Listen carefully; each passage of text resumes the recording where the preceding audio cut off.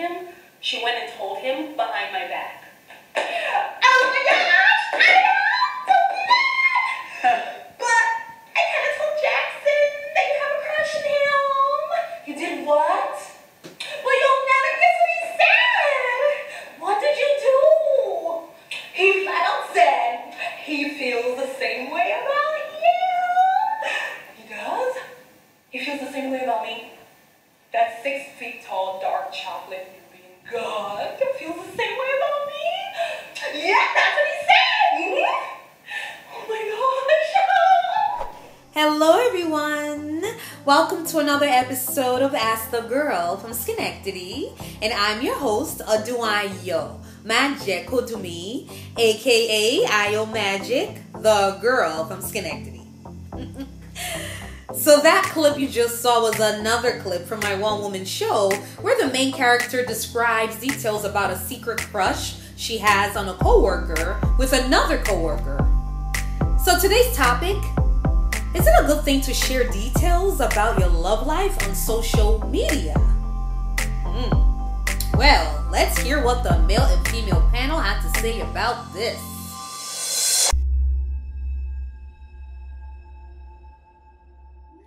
I think it's okay to an extent. Okay. I think there is a line. I think that there should be some mystery in a relationship. Relationships, the serious relationships and marriage, it should be private. Yeah. And it's okay to, post, if you're going on activities together, or even to brag once in a while if your partner or spouse did this or that, but not all the time. And there's actually that belief, and I believe it because I've seen it. There's a belief that if somebody posts about their spouse or partner, positive stuff almost every day, bragging all the time, that is a red flag. I believe social media can be useful for marketing, publicity, if done correctly, business, contacting colleagues of yours you may have lost touch with, this and that, and research, not social media, but more the internet itself. In terms of posting something personal online or this or that, you will never see me do it. You will not see me do it. I am reticent about all of it. I deleted my Facebook 10 years ago. I maintained a LinkedIn only for the reason that employers look me up. It's a standard thing for employers to look you up. My last ex, she did post up pictures of us on Facebook, whatever it was. I didn't care. I think it depends on the people involved. I think there are some people who, I don't know, they want to celebrate, like I said, they want to celebrate the person that they're with. And they want to claim the person that they're with, right? I think there's something to be said about if, at least in people in my age group, if somebody's with somebody and you never see them on their social media profile, that could be like a red flag of like, so how committed are you to this, to this person? Do you want people to know that you're in a relationship? Because that can be, they might have a couple other relationships, and if it's on social media, that messes things up for the others, right? And then I think there's something to be said about, like, to Teresa's point, putting too much out there. What are your motives behind that, right? Like, are you bragging in a way that's unhealthy, in a way that's competitive, right? As we've been talking about, are you trying to pump yourself up and make other people feel bad? Are you overcompensating, which I think is a beautiful point, where things are, not as great as you want them to be, but it's kind of like a place to create this fantasy world about what you want your relationship to look like to yourself, really, first, and then to other people. It's like, what am I putting out there? What image am I putting out there? If you see me every other month, what's somebody new? You know what I'm saying?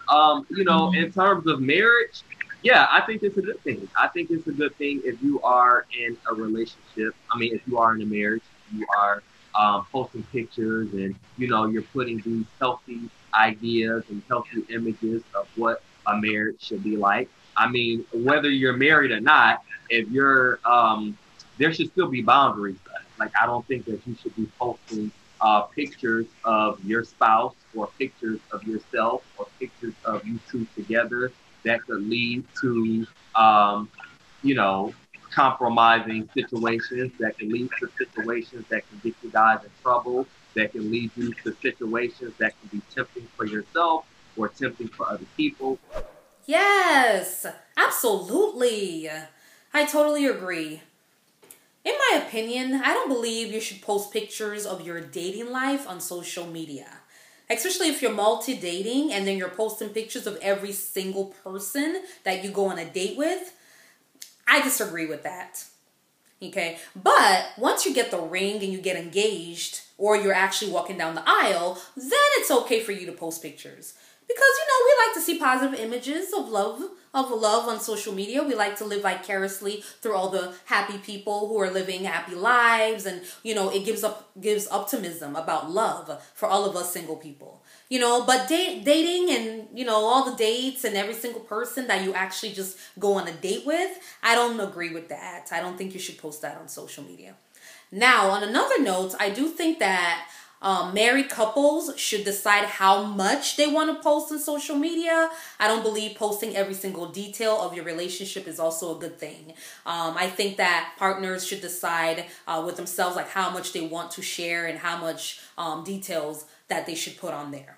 Now, for Christian men and women, I think it's very important for us not to post pictures of our dating life on social media simply because we want God to ordain our relationship and put a stamp on it before we share every single detail of that with the outside world. Now, on a side note, I do need to tell you, in my opinion, if you do post wedding pictures of you and your spouse, and we see pictures for like a year, and then all of a sudden for 2 years or 3 years, you stop posting every single picture of your spouse, nosy people like me may be wondering, what happened? Why did she or he stop posting pictures of his or her spouse? So that's just another thing to think about. So the bottom line is, I believe in privacy. I'm a private person. I do share details about my life, but I do like to have boundaries. I believe that there's certain things that should be kept private. That's just how I feel. All right, it is time to introduce my new segment entitled Rapid Fire. So my male and female panel are each provided a single word, and they have to say the first word that comes to their mind. Let's take a look. Love. Ina. Necessary. Woods. Beautiful. Diana. Spontaneous. Courtney. Forever. Making love. Diana. Spirit. Woods. Lasting. Ina. Ordained. Courtney. Right now. Wow. Interesting choice of words, definitely.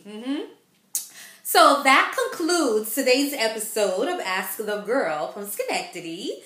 Now, please tune in to next week's episode where I will be interviewing for the first time a special guest from my male panel, and the topic will be, should us women have boundaries on how we display our sexuality? You don't want to miss that one. And as usual, please comment below if you have any questions at all, or if you want to see a topic discussed on a future episode, please comment below, or you can follow me on Instagram. I am at IOMagic. That's AYOMAJEK. And as usual, please like and subscribe. Talk to you soon. Smooches.